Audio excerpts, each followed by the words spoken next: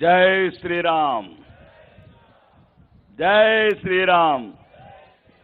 ఈరోజు విజయ సంకల్ప యాత్రలో భాగంగా కేంద్ర మంత్రివర్యులు నితిన్ గడ్కరీజీ మరియు సోదరుడు ధర్మపురి అరవింద్ గారు మరియు ఇక్కడ స్థానిక శాసనసభ్యుడు మిగతా పార్టీ పెద్దలందరికీ, ముఖ్యంగా ఈ సమావేశం వచ్చిన భారతీయ జనతా పార్టీ సైనికులకు, ప్రజలందరికీ నా యొక్క నమస్సుమంజలు.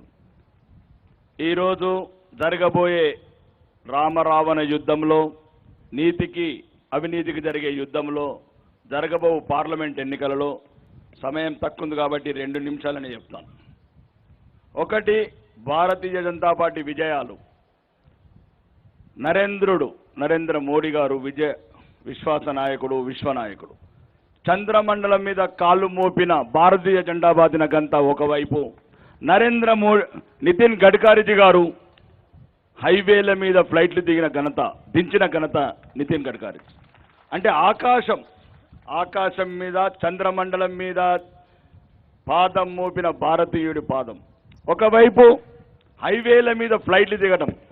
ఈ మోసకారి, దగులుబాజీ, దేశద్రోహి పార్టీ అయిన కాంగ్రెస్ 60 ఏళ్ల పరిపాలనలో రోడ్ల మీద గేదెలను కూడా సరిగ్గా నడవలేని పరిస్థితి. ముఖ్యంగా ఈరోజు కాంగ్రెస్ దేశానికి పట్టిన అరిష్టం. ముఖ్యంగా మన జాతి నిండుగా, గౌరవంగా, ధైర్యంగా తలెత్తుకొని దేశంలో ఉండాలంటే ఈ కాంగ్రెస్ని ఈ దేశం నుంచి తరమాల్సిన సమయం వచ్చింది. ఒకటి, హిందువుల కష్టాలు, కన్నీళ్లు 1947 నుంచి కారణమైన ఈ కాంగ్రెస్ 1940లో దేశాన్ని విభజించి హిందువులను చంపింది. కశ్మీర్లో పండితులు కావచ్చు, ఢిల్లీలో సిక్కులను ఊచకోత పోసిన కావచ్చు, తెలంగాణ బిడ్డలని ఎన్కౌంటర్ చేసిన చరిత్ర కావచ్చు, మొత్తం ఈ కాంగ్రెస్ ఎక్కడ చూసినా ఈ జాతి ద్రోహం పనిచేస్తుంది. ముఖ్యంగా ఈరోజు రాహుల్ గాంధీ చేసిన ఈ యాత్ర, అది అన్యాయ యాత్ర, హిందువుల పట్ల ద్వేషం పెంచుకుంటున్న యాత్ర. దయచేసి ఎవరు రారు, ఎవరు కాపాడరు మనని మనమే కాపాడుకోవాలి.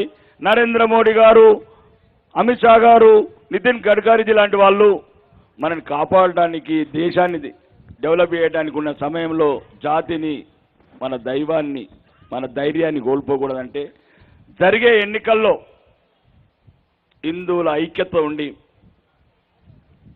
మనం నరేంద్ర మోడీ గారిని మరొకసారి, మూడోసారి ప్రధానమంత్రిగా, భారతదేశ అత్యున్నత పీఠమైన ప్రధానమంత్రి పీఠం మీద కూర్చుండబెట్టి భారతీయులకంతా ప్రపంచవ్యాప్తంగా గర్వంగా నిలవాలని మన సోదరుడు ధర్మపురి అరవింద్ గారు, కాబోయే కేంద్ర మంత్రివర్యులు, ధైర్యంగా చెప్తున్నా, కాబోయే కేంద్ర మంత్రివర్యులని రాసి పెట్టుకోండి.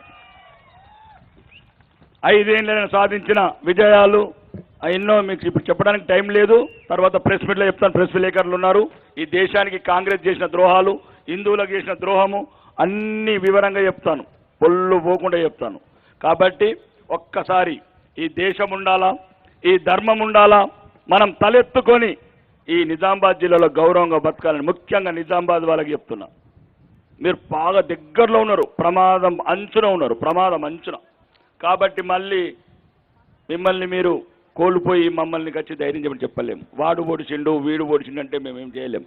అధికారం అనేది వస్తే మనని మనం గౌరవంగా ఉండొచ్చు, ఇంకొకరిని తండకుండా మనం దండిపించుకోకుండా ఉండొచ్చు, ఇంకొకరిని తిట్టకుండా మనం తిట్టిపించుకోవచ్చు, ఇంకొకరిని చంపకుండా మనం చంపకుండా చూసుకోవచ్చు.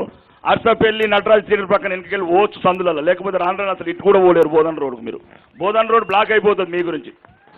కాబట్టి దయచేసి ఒక్కసారి అన్ని రకాలుగా ఈ దేశాన్ని అభివృద్ధిలో తీసుకుపోయే భారతీయ జనతా పార్టీని, ప్రపంచ నాయకుడిని, ప్రపంచమంతా ఎదురు చూస్తున్న నరేంద్ర మోడీ గారి నాయకత్వంకు బలపరిచి మీ అమూల్యమైన ఓటు కమలం గుర్తు కోటేసి మూడోసారి ప్రధానమంత్రిని ప్రతిష్ఠించి మన నిజామాబాద్ డైనామిక్ లీడర్, కాబోయే కేంద్ర మంత్రిని ఒక ఘనమైన మెజారిటీతో గెలిపించాలని మీ అందరికీ మనవి చేస్తూ సెలవు తీసుకుంటున్నాను. బోలో భారత్ మాతాకి.